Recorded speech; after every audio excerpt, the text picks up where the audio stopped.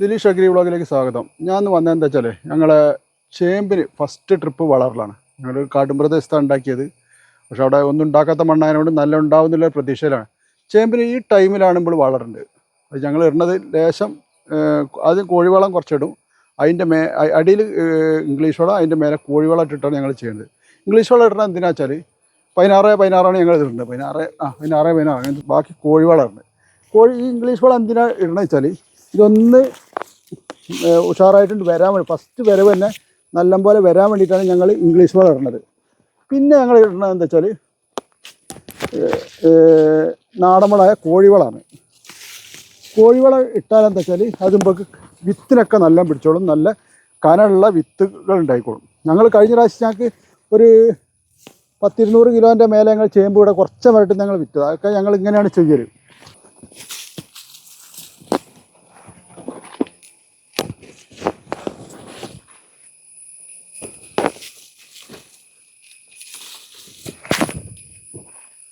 ഇനി ഞങ്ങൾ ഇടുന്ന വളം എന്താ വെച്ചാൽ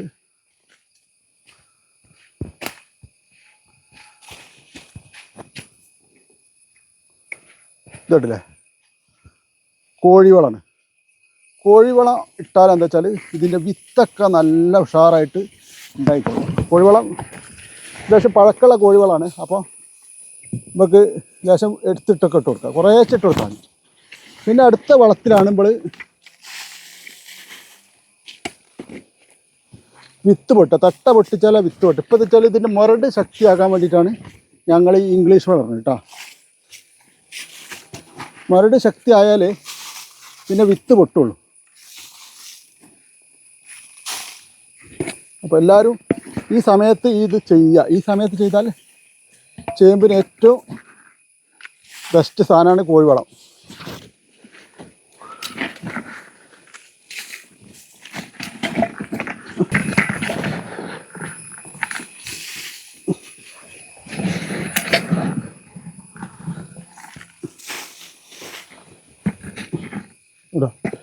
ഇതാണ് കോഴിവളം.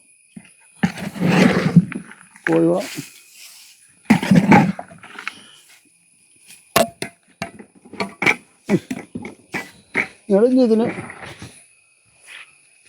മണ്ണിടാൻ രീതി കേട്ടോ.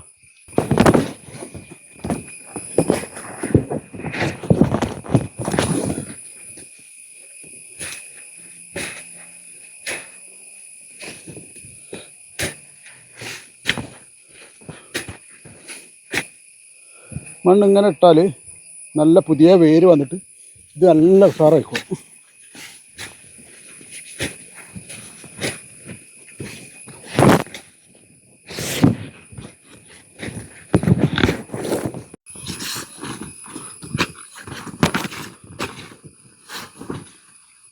പിന്നെ പുല്ലൊന്നും ഇതിന് ചോട്ടുണ്ടാവരുത് കേട്ടോ. പുല്ലൊക്കെ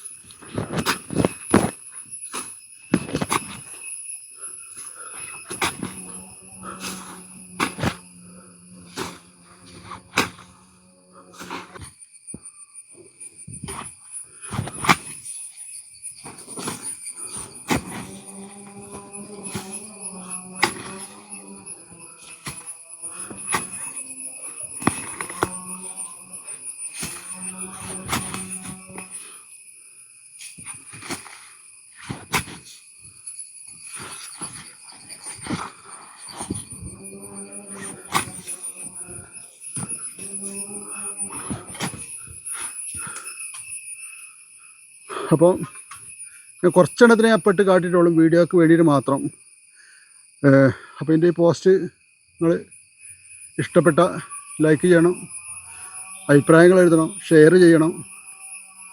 പിന്നെ നിങ്ങൾക്കുള്ള അറിവുള്ള അറിവ് എനിക്ക് പറഞ്ഞു തരണം. മറ്റുള്ളവർക്കും പറഞ്ഞു കൊടുക്കലാണല്ലോ ഏറ്റവും വലിയൊരിത് കൃഷിയിൽ.